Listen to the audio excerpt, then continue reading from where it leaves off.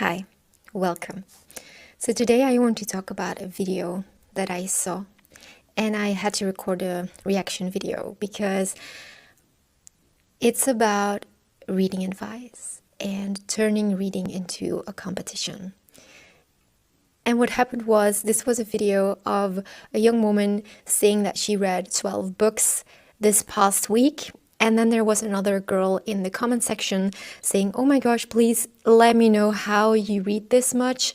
How can I read 12 books a week? Please give me your best advice. And I was, well, lucky or unlucky because the maker of the video reacted with another video, and there she shared her best advice to read more and to read faster. And I thought, maybe there's some good advice in this. I'm going to take a look what she has to say. It wasn't good advice. And it seems like I've been spending so much time on the good side of the book community that I forgot what it was like out there. So I'm going to go over her horrible advice, and I'm going to tell you what to do instead. Now, what was her advice to read more and to read faster? Number 1 is to listen to an audiobook and, wait for it, set it at double speed. Number 2 was to read children's books to hit your goals faster. And number 3 was to read short books because, when you set your goal to 100 books a year and you feel like you're not going to get there, just fill them up with short books and children's books. If you know my channel and my values and what I believe in, then I think you can imagine my surprise and how shocked I was. And there are so many things wrong with this. Reading isn't a competition, and somehow the book community has turned it into a competition. But this advice tells me that the amount of books you consume is your top priority. Secondly, I assume that most people read because they love reading. And this advice tells me quite a different story. It almost seems like you don't really like to read. You just want to reach your goals. And it just doesn't look very fun to me, to be honest. And reading shorter books just to hit your goals, audiobooks at double speed. So basically this is a technique to quickly check off the books on your list and to say to the world, look at how many books I have read this week or this month. I've said it before, and I will say it again. I will repeat this forever. Nobody cares how many books you read. And keeping track of the books you read is fine, I do it as well, but it's not to brag on social media, because if I wouldn't have a social media account on Instagram or on TikTok or here, I would still keep track of my books. But, saying I've read this many books this week, it's useless. Nobody cares. So if you really want to read more, here is my advice. And you probably know what I'm going to say. But first of all, make reading your priority. If you love reading, you will already prioritize reading, I'm sure. So make reading your priority. I would pick reading over watching television every night, every single day. And this is a choice that you have to make. We have so many hours in a day, and you get to decide what you're doing with your free time. Is it scrolling on TikTok? Fine. Is it watching television? Fine. But you can replace that book and actively choose to spend that time reading a book. I have clear and specific goals for myself, and I'm very serious about my reading. And so that's why I prioritize it. I know my reason to read, and you should know yours. Number 2 is to put away your phone. Very simple. The best thing you can do is confront yourself with how much time that you spent on your phone. Look at your screen time and see if you can replace that time with reading a book. If you're like, I don't really have time to read, and if that's actually true, because I believe most people just say it because they're making excuses for themselves, but if that's really true, then you really need to change your life. It is unhealthy to not have a minute in your day to yourself. So please make that change. It's not healthy, and you need time for yourself. But anyway, distractions are a huge, huge problem in our society. We get overstimulated, and our phone is such a big cause of this. So try to lessen that time spent on your phone. I would also say to ignore the books that are trending and to curate your own reading list. Don't read a book just because it's hyped or because others are saying it's super good. Just make sure that you are really interested in what you pick up. This will lead to you loving the book more, and loving a book means spending more time with it. Another advice that I keep repeating on this channel is to track your reading time spent in minutes and not the number of pages or the number of books you read. Focus on how much time you read every day, which is much more useful. For example, when I'm reading a very dense, difficult biography or a difficult book, then I may read 30 pages an hour. But when I read something light and something less difficult, it could be 50 pages an hour. It of course depends on the font, on how big the book is, on how difficult the book is. So when someone asks me, well, how many books do you read every month? I find this such a useless question because it says nothing about the amount of time you spend on a book. It doesn't say anything about how difficult they were, what kinds of books they were, and how serious I take reading. You know, when someone says, I read 20 books this month, it doesn't say anything about the quality of their reading. People will most likely be impressed and say, wow, you're such a good reader. You read 20 books. But it doesn't say anything about the quality of your reading. And so I always go like, well, I read 2 to 3 hours a day. And I feel like this says much more about how committed I am instead of just throwing numbers at people. And then, of course, you always have a book with you makes a huge difference. Even if you're waiting to pick up your child at the school gates, when you can squeeze in those 10 minutes, that is going to make a big difference at the end of the week.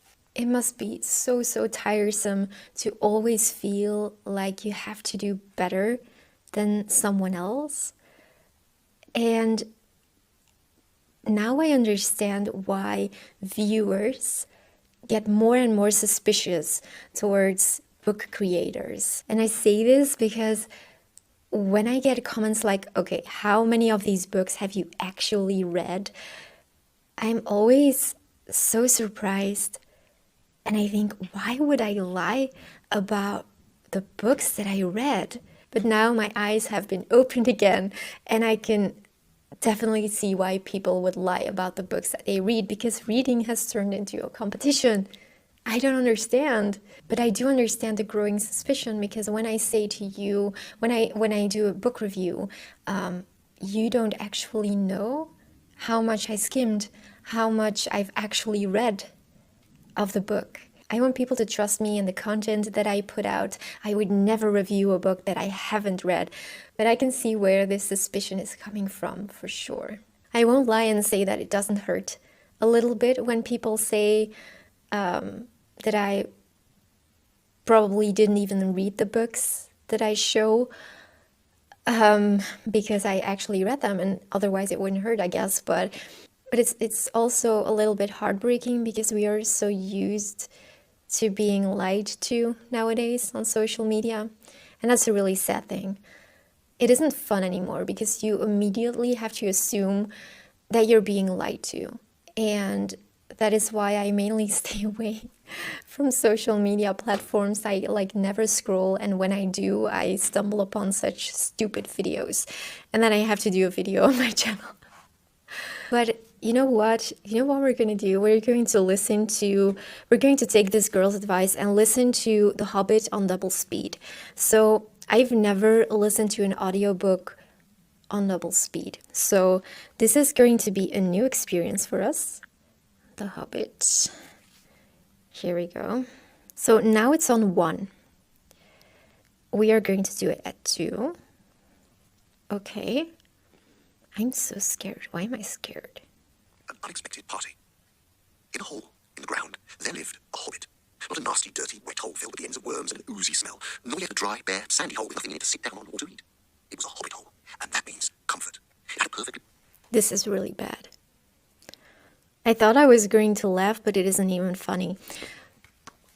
Now that you and I are having this conversation, I want to also talk about the reason why people feel a need to turn it into a competition and to listen to audiobooks on double speed.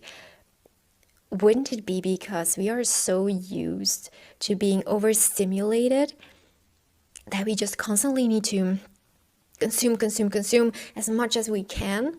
I don't know, I feel like it's an overstimulation problem.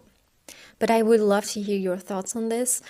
The reason why I think it's really bad to use books for this is because they should be something to treasure. They should be used to slow you down, to relax.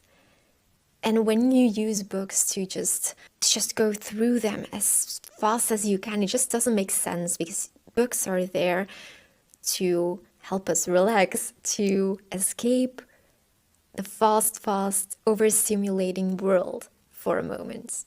And I think it's so important to have a healthy relationship with books, with reading. And we just have to stop trying to pass each other by. This is something that I only see in the book community, this bragging of, I've read 12 books, I've read 20 books, so I'm better than you. I don't see this in other creative hobbies like painting or pottery or films, you know? And now that we're talking about films, listen to an audiobook on double speed would be the same as if you would watch a movie on double speed. Hey, did you know that you can watch 2 movies a night instead of 1 by watching them on double speed? This is going to be the best advice that I give you in this video.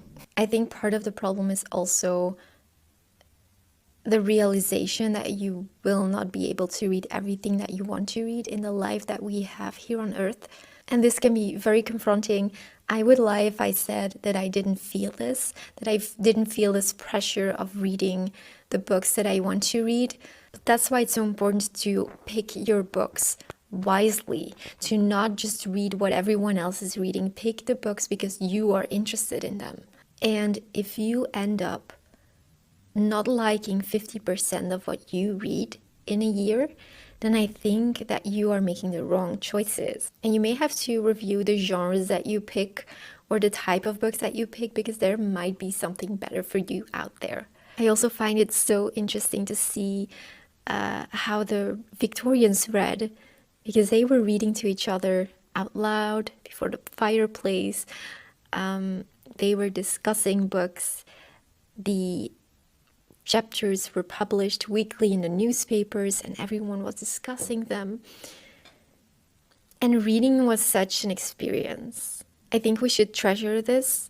I think we should go back to reading more deeply, to reflect on what we read, to stimulate our mind, to get to know yourself better, to interact with the author's thoughts, and to interact with yourself, to journal about what you read. But you know what my channel stands for, so you know that I love journaling and that I love reading deeply and that I mainly read for self-growth. By the way, I really want to make it clear that I do not have anything against audiobooks. They're amazing. And just like the Victorians read out loud to each other, we now are lucky enough to have voice recordings of our favorite actors, or, you know, amazing voices who record audiobooks. I love them, especially when I have migraines and when I have to lie down. It is such a wonderful thing. But I think it's completely wrong to consume art at double speed. You could also argue, you know, let people read the way they want to read. There is no wrong way of reading or doing a hobby, but I can have an opinion, right? And I truly hope that I can change this mindset a little bit of, you know, not seeing reading as a competition and going at your own pace, because in this way you're going to get the most out of your reading. And you know, reading is supposed to be fun, so there's that. I'm an author, by the way, here in Belgium, and my English novel is available worldwide. So if you love historical fiction, you may consider giving The Painter's Muse a chance. I would love to open up a discussion about reading as a competition in the comment section. So please let me know your thoughts, and I am already looking forward to seeing you next week.